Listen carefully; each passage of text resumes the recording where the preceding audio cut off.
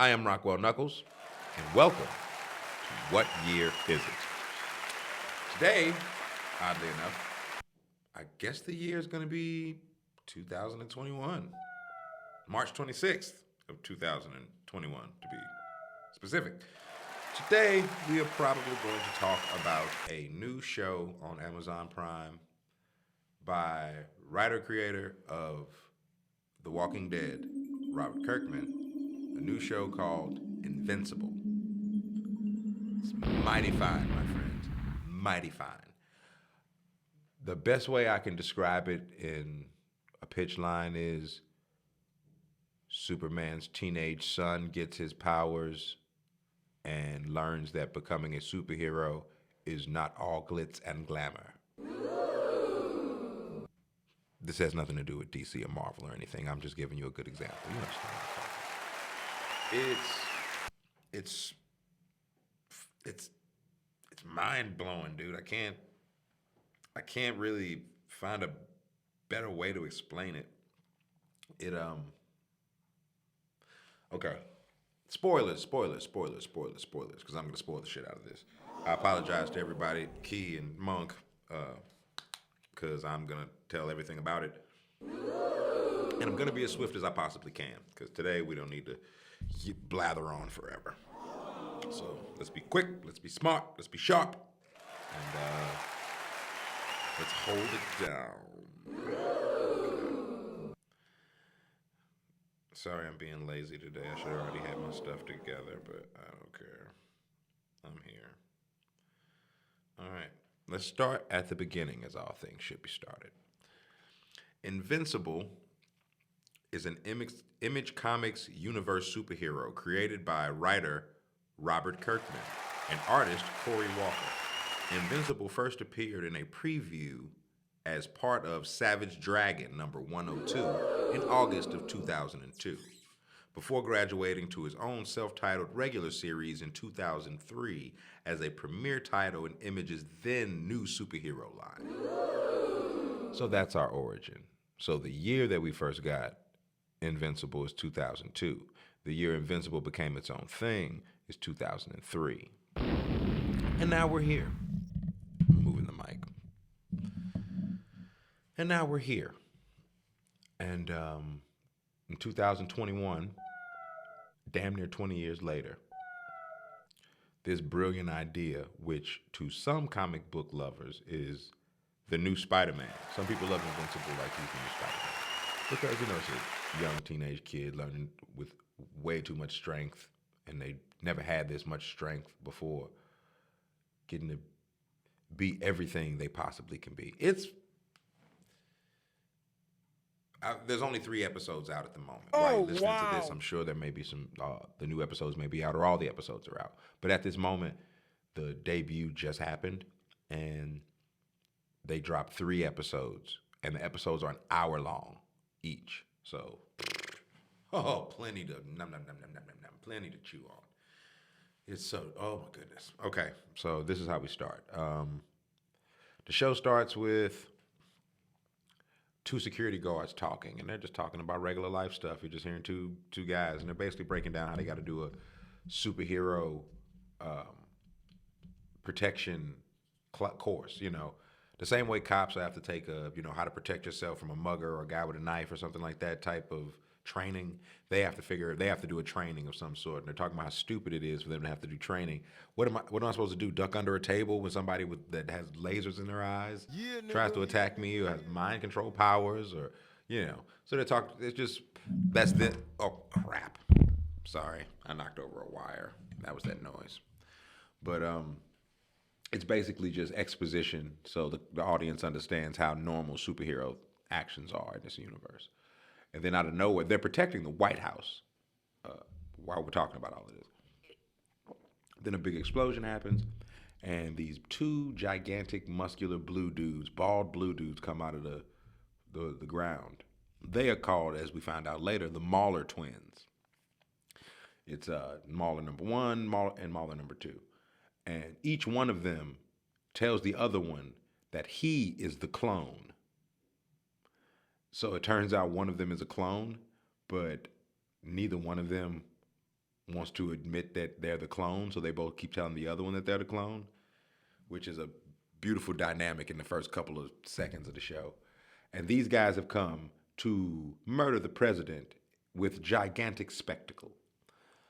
And so they show up, and the White House has like turret guns on it. As soon as they pop up, there's just these gigantic mechanical rifles. Just, they were like, oh, kind of tickles. I prefer a higher caliber. And then they just pull out their super hammers, and they go, so it's just crazy from jump. And then out of nowhere, while they're walking towards the White House, they haven't gotten in yet, but that's when these 7 superheroes show up, and they're called the Guardians of the Globe. I repeat, the Guardians of the Globe.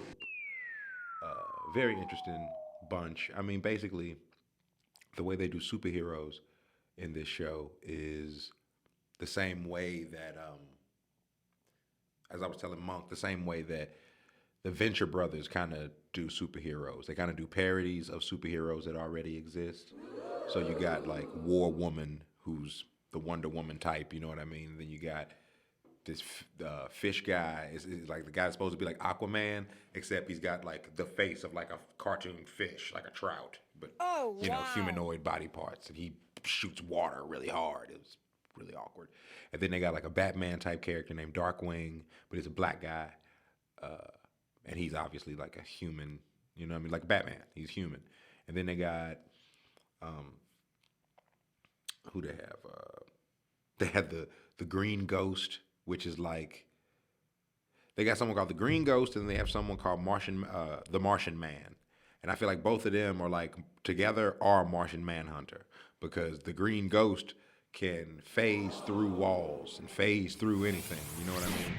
And anything she's touching can phase through as well. And Martian Man, he can just like fly, and he's strong, and he can like stretch really hard. So I was like, so this is like he like split up Martian Manhunter and made him 2 people. Then you have the Immortal, who's just an extra strong man, you know what I mean? And then you have Omni-Man, and Omni-Man is basically Superman, you know what I mean? It's this guy who looks just like J. Jonah Jameson. That's the way Corey Walker drew him. He's got that thick mustache, that 70s mustache, and black hair, you know what I mean, kind of crew cutish, and with the white hair on the sides, so you can tell he's not like a kid. He's a man, he's an older fella, but he's powerful as Superman, so he just comes through and wrecks shop. And then they flash over to this normal house in the suburbs, and there's this mom who interrupts her son. Her son's name is Mark Grayson. He's on the toilet taking a shit, not to get weird, but and the mom knocks on the door, interrupts him. He's like, "Mom, what the hell?" She's like, "Dude, I'm your mother. Shut up." So next scene, they're downstairs, and they turn on the news, and there's an attack on the White House. He goes, I think your dad might be late for breakfast." And the kid Mark goes, "Dad's at the White House. He's saving people at the White House. That's kind of a big deal." And the mom's like, "Please, that's nothing. Blah, blah, blah." Just the Mahler twins. They're not tough. Like, you can tell this family is very, very, very used to the dad's antics as a superhero. But you're wondering which one of these guys is, the dad for this family. And then out of nowhere, Omni-Man flies into the backyard. He walks in, and you can tell that the passion is still heavily alive in the relationship with the wife and Omni-Man. They, start passionately kissing, and she's talking about getting him out of that, costume. The son's like, "That's disgusting. Please wait till I'm out of college." Oh, wow. It's all cute. It's just cutesy shit. But, like, it's kind of trippy watching this superhero come home to his family, and just everything's all good, But, so literally Omni-Man says to the mom, "So where do you want to go for breakfast?" The mom was like, "I don't know, Paris." He was like, "I was thinking at one place in Berlin. I've been having a hankering for those sausages they make." The son's like, "You guys are going to Best Worst? I love that place." He's like, "You got school. When you get superpowers of your own, then you can fly yourself to Berlin." He's like, oh, thanks for rubbing it in, Dad. So basically, Mark goes to school. You could see at school he's not the most popular kid, blah, blah, blah, blah. Some bully named Todd picks on him and beats the shit out of him for trying to stick up for this young girl. And then the girl sticks up for him. The girl's name is Amber, this young black woman that he goes to school with. And he has a crush on her. And this dude named Todd is just kind of the local, big bully. And so Mark's trying to be tough and shit, and because he's a son of Superman. He's a son of Omni-Man. You know what I'm saying? He's a son of a superhero. So he's like, I could take a hit. Yeah, what you gonna do? And the dude punches him in the face, and Mark's like, oh my God. And then the guy punches him in the stomach, and that shit hurts too. So you're just a normal kid, Mark, getting your ass whooped. But the girl Amber appreciates him sticking up for him, and blah blah blah blah blah. So he goes to his job. His best friend is like, dude, why are you working at a crappy job? He's like, 'cause comic books are expensive, man, and I like comic books, and so is trying to get a car, blah blah blah. So he goes to his job at Burger Mart, and he got these two heavy garbage bags, and he's pulling them, and he starts lifting one up, and he lifts it up, and he gets it into the trash can. And then the other one is just as heavy. He puts his arm up to hold up the lid on the trash can, and he grabs the thing, and you know how you try to use all your strength when you put in a heavy garbage bag in a dumpster, and you try to use all your strength for that one big pull to throw it in there. He goes, ugh, and he throws the garbage bag into space. He goes, oh shit. That was a quintessential moment. I was like, okay, now you have my attention. So he goes home, and his parents sit down, and they're like, so, well, how was your day, Mark? He goes, I got my superpowers today. And the dad looks at him, dog ass serious, you understand? He goes, are you sure? And he goes, I threw a garbage bag into space, so, yeah. And dad's like, all right. Guess we'll start training tomorrow. And you've never seen a superhero show explain flying the way they explained flying. It was sort of breathtaking. Like the dad literally piece by piece broke down how their powers work. He was like, whoa, before we get there, let's backtrack a little bit. The night before Mark and Omni-Man go to train, Mark is laying in bed, and he has a memory of his father sitting him down before puberty, when he was like, probably 10 or something. And he was like, son, I just figured you and I should talk about this. I'm sure you notice I'm not like normal dads, That's because I come from a planet called Vitralam or something like that. I can't think of the name. I probably should look it up. But he was like, and on this planet, everybody there can fly, and they have super speed and super strength and powers. And once we hit puberty, our powers start to show. And once we become of age, where we're at full strength, we are sent out into the universe and assigned to different planets to become their sole protector. I was assigned to be here on Earth. That's where I met your mother. That's where we fell in love, and that's where we had you. He was like, so I just want you to know that once you start to hit puberty, you start to get older. He's like, your voice is going to change. You're going to grow hair in weird places. He was like, and you're going to be able to fly and have super strength and super speed. The kid's like, I'm going to be able to fly? Son, you are going to be able to fly. And it just goes back to Mark laying in bed the night before training, and he goes, I'm going to be able to fly. Oh. Next thing you know, he pops out of bed in his pajamas, and he just talking himself into walking off the roof to see if he could fly. He's like, okay, Dad said, if I don't want to fall, I'll make myself not fall. He was like, it's just like And even if I fall, I shouldn't hurt myself too bad, because I'm getting my powers. And so he just walks off the roof. Next thing you know, he's floating in space. Whoop, he flies off into the sky, but he has no idea how to utilize gravity. He doesn't understand his leverage, doesn't understand what he's capable of. So, just crash landing, blah, blah, blah. He's fine. So the next day, the dad's explaining to him that, as I was saying, the way he explained flying was so beautiful. He was like, we have control of all physical space. Our people have control of all physical space. Meaning, if you want to fly, you just fly. He's like, you're wobbly as a flyer right now because it's just like when a baby first starts walking, they don't have their balance yet. You don't have your balance yet. But once you get it, there's nothing you won't be able to do. Sorry, the water. The dad was explaining to him, you don't have to jump to get in the air. We make our own leverage. You can make leverage in midair out of thin air. You can jump off of thin air and start flying. Oh, wow. I've never heard a superhero explain the metaphysics of like flying to another superhero that's flying. It was new. It was something new, which I really liked. Really liked. So they start talking about strength and how to punch. It's literally a dad teaching a son. It's like them having a catch. You know what I mean? It was beautiful. So later on,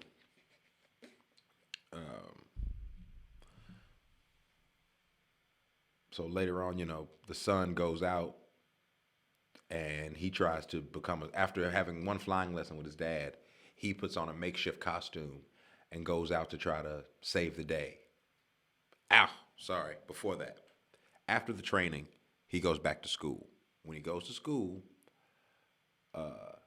he gets bullied by the kid again. The kid tries to bully him. And he literally sits there and he goes, hit me, Todd. Hit me. Just hit me as hard as you can. And Todd hits him. He goes, hit me again. He doesn't move. Hit me again. He's not budging when Todd hits him. Todd goes, freak. Yeah, but you can't beat the shit out of something when it looks like it could fucking destroy you. All you can do is call it a name and keep moving. Anyway. So after that, he goes, I need something to punch. Next scene, he's in his makeshift costume in the middle of the city, halfway flying around. He can't really keep his balance. And he's hearing gunshots. So as he hears gunshots, he's just following the gunshots. And he finds this super criminal that's look like his body's covered in rocks, but he's like super muscular and shit. And he's protecting these two bank robbers who hired him to protect them from the cops. So he's trying to get these two guys, this rock man that's trying to get these two guys out of the area from the bank robbery. And here comes Mark, and he just, he fires off on this guy. He just still doesn't know how to properly utilize all of his strength, but he cracked him a good one. And the dude is like, what the hell? Like, who the hell are you supposed to be? He goes, I'm not sure about that. Any suggestions? And the dude goes, how about Captain Hole in the Chest? Because I just punched you to death or some shit. So, they fight, and, Mark beats the shit out of this dude because he is the son of Omni-Man. And he beats the fucking shit out of this guy and knocks him all over, causing all sorts of property damage downtown. And while he's doing all of that, his father pops up randomly, and he has the criminal that his son's been fighting. And he looks at his son and goes, you look ridiculous. You look ridiculous. Come with me. So Mark follows his dad, Omni-Man, and they go to a tailor shop. And there's this guy named Art Rosenbaum, or Rosenthal, I think it's Rosenbaum, older gentleman who said, I make prom dresses by day, indestructible super suits by night. Art Rosenbaum, nice to meet ya. And it turns out this is the guy that makes all of his dad's suits, Omni-Man suits, and he also makes the suits for the Guardians of the Globe, and most superheroes that need a proper outfit. The guy tells Mark, your dad's been telling me a lot about you. He says, so you're going to make me a super suit? He said, well, first we start off by having a conversation. He's like, usually somebody tells me what their name is, and then I can, definitively make something for them custom that goes with their name. He's like, I want something iconic. He's like, I got that, but you got to have a name first. He goes, the guy Dark Wing, he has dark wings. He says, Red Rush, who's a guy who's a speedster, he goes, when he runs by, it looks like red rushing right by you. You see what I mean, kid? So Mark's like, I got it. So he's off training with his dad again, and he tells his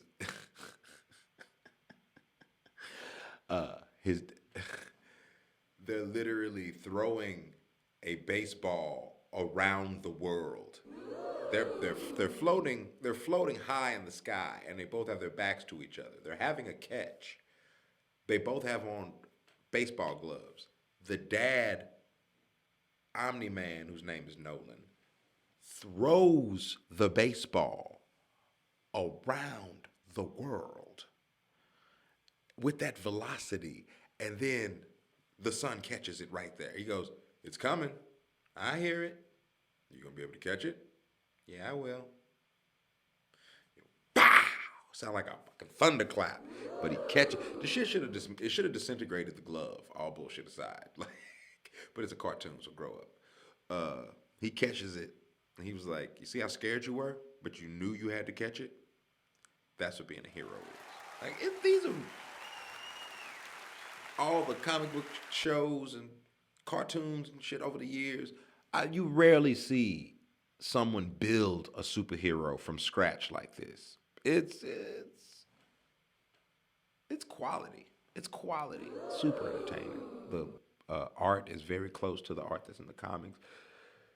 They really put their foot down. They put their foot in this shit. They really did.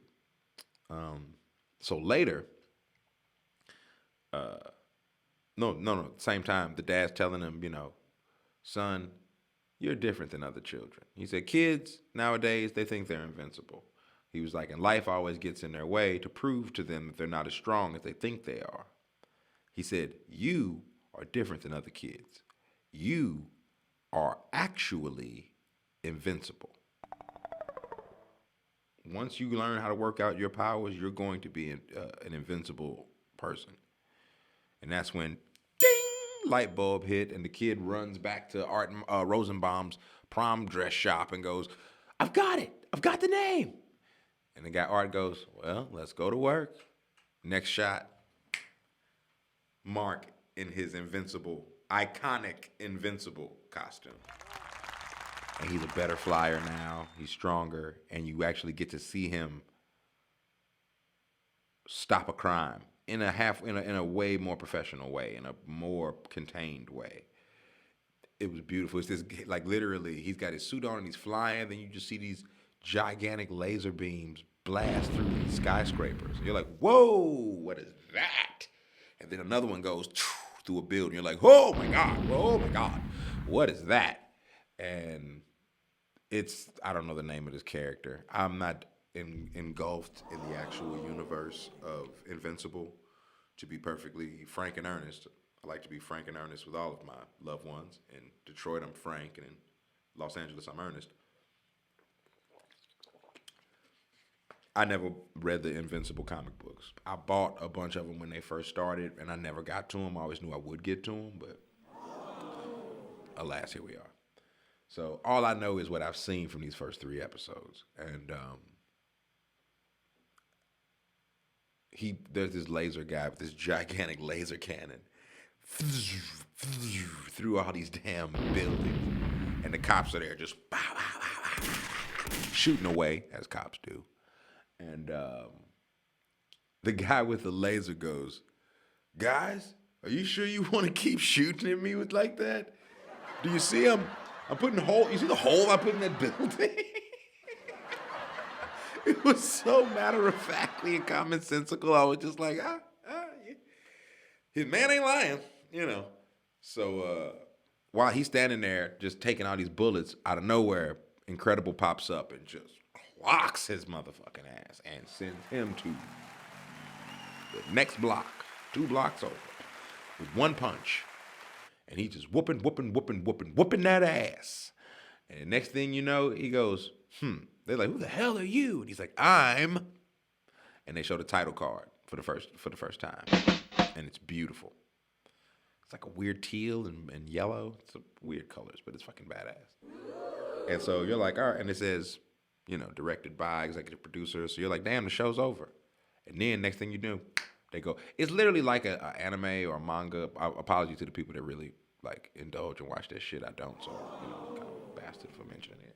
But it feels like a drama, a primetime drama, animated primetime drama, which is the only thing we have of that right now, of that caliber, is Young Justice. That's all we, in my opinion, that's all we have right now on the telly as far as animated shows. Like, there's comedy shit like Kid Cosmic, which is on Netflix, which is badass. But I'm really loving this Invincible on Amazon Prime. It's so freaking cool. Anyway, so end of the episode, they go to all the characters in Guardians of the Galaxy. See, look at me fucking up. Guardians of the Globe. Damn you, Rob Kirkman. He has a perfect beard. He's interesting too. He made millions off zombies, and then he made a shit ton of money off this superhero kid. Fucking crazy guy, and he's super funny. Anyway, I just saw him interviewed recently with Kevin Smith and Mark Bernard on Fat Man Beyond. Shout out to Mark Bernard and Kevin Smith. But at the end of the episode, Red Rush, which is the speedster of the Guardians of the Globe, he's a Russian gentleman. I hope that's not offensive, but Eastern European. Wait, that's in Asia. I'm getting beside myself. Okay, so the Red Rush is sitting there with his life partner, and she and he are chopping it up, and she's like, "We're having a good day, and we're going to have fun." He's like, "Yes, of course, darling, of course." And out of nowhere, he hears something happen, and he literally rushes off, defeats a superhero right quick, and comes back before she even notices. But when she turns her head to talk to him, he's in his superhero costume. She's like, "What the fuck, dude?" And he's like, "I'm sorry, honey, I'm sorry. Like, my mind moves as fast as my body does. So when even the briefest conversation with anyone, it feels like hours of torture." Oh, wow. The whole speedster thing has kind of got my brain on a whole nother level, to be honest with you. I was just talking about this with Key and Monk. We were talking about Flash from the Snyder Cut, and how in the argument of, is he actually moving that fast, or is he making time slow down? That's the thing about those speedsters, because they could be moving at a regular pace in their opinion, but the rest of the world is rust. So it's like, are you just moving faster than everybody else, or are you making everybody else slow the fuck down? Anyway, Red Rush was just like, honey, this is just difficult. Then his arm, beep, beep, beep, beep, beep, red alarm goes off. So he's like, honey, I got to go save the Guardians of the Globe are calling me. I got to go to headquarters. So then they show the fish guy, and he's in his underwater palace, bored because he has no friends. There's just fish flying, floating around. And he gets a beep, beep, beep. He's like, finally, some action. He fucking flies off. Darkwing, the Batman, but like a black man. And then I was sitting there like, is that offensive? Darkwing? Is that offensive? Whatever. At least they didn't call him Blackwing. But